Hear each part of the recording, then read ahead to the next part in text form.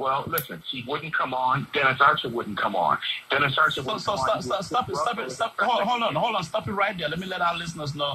We're speaking with Tony Motley, a veteran television producer, Emmy award-winning producer. Tony Motley, for more than almost 20 years, was the producer of American Black Journal on Detroit Public TV, which Cliff Russell served as the host.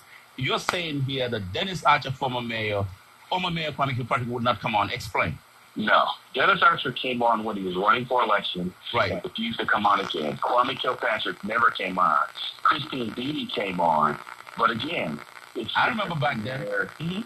Yeah, they did not want to be held accountable. And I think that's really an abuse and an insult to black people, that when they want your vote, they make themselves available. And once they get in office, Janice Winfrey did the same thing. And it's disgraceful. Right. It really is. And I think that any real black leader that's afraid of black media power is a coward. Well, I think it's a credit. I think it's a credit to American Black Journal under your leadership back then, under Cliff Russell as the host, that two succeeding mayors would not come on because you asked tough questions, and they're not willing to come and answer those tough questions.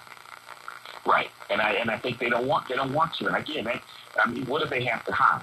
Right, and that's what's shameful about that. It's, you can't hide. People deserve better than that, and especially in a city like Detroit.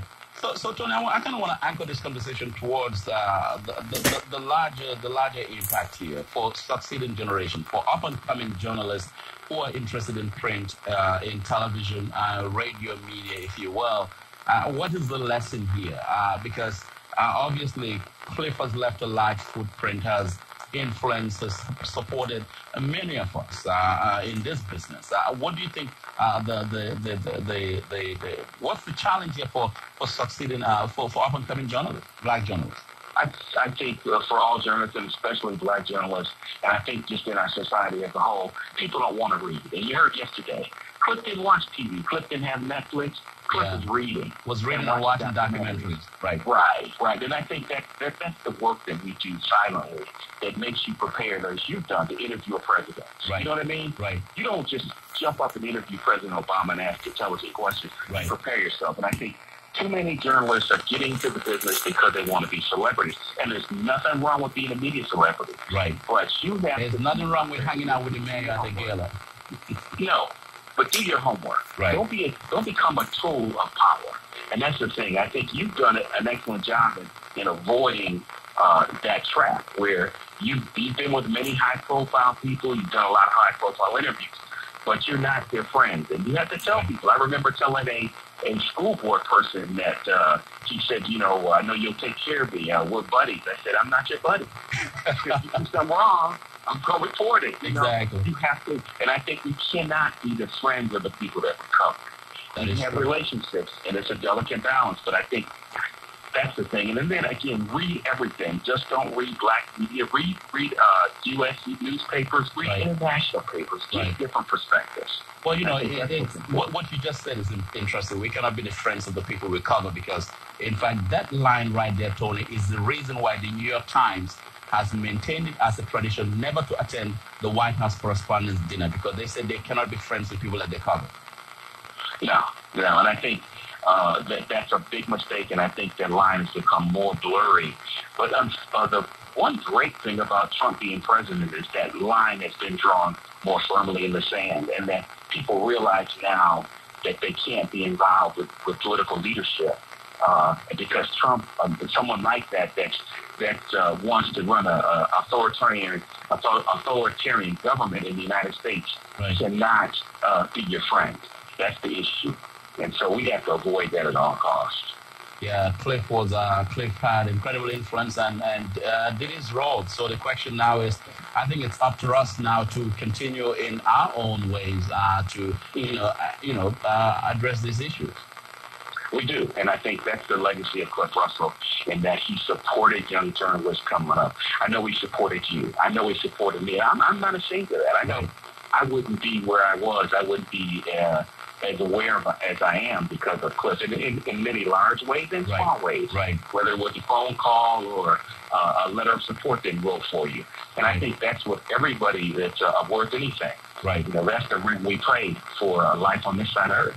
Right. That people remember. What do they remember about Cliff? Not how much money he made, and not how many girlfriends he had, or how much foolish things he did, but what kind of man he was, what he did for other people. Well, we have to ask ourselves, what do we do? No, Tony, you're right. I remember back in 2005, and I posted this on Facebook.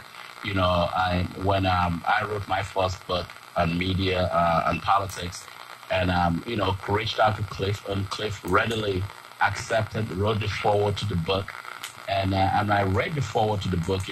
Back then I was not the Banker Thompson that is Banker Thompson today, but Cliff wrote the foreword to the book, and I read the foreword to the book, Tony, and Cliff basically put me in the lineage of Carl Bernstein and Bob Woodward, which was incredible. He didn't need to do that because he was Cliff Russell. But I felt flirted by it, but I felt that was genuine for him to do that, and that was so gracious and generous for him to write a foreword and put me in the lineage of a Carl Bernstein and Bob Woodward. And what Cliff did for you and for me, I can name 10 other people off the top of my head that he's done that much and more for. And that's who Cliff was. He made such a difference for so many people. Right. Thank you so much, Tony Motley. I appreciate it, man. Talk to you soon. All right, brother. Tony Motley was the longtime producer of American Black Journal on the Republic TV. The heydays of Black Journal back then, everybody watched it on Sunday because it put the administration on notice. And I used to be a regular guest on the Black Journal back then. You hear it from Tony himself. For 16 years, he was the anchor of American Black Journal, while Cliff Russell was the host. In fact, two succeeding mayors would not appear on American Black Journal, Dennis Archer and Kwame Kilpatrick. That really back then. Black Journal went after them, challenged them on legitimate issues affecting the Black community. And of course, it says a lot when a political leader would not appear on a show. You know that show is doing very well. We'll be right back. Stay with us. There's more on Redline coming up. And Banker Thompson.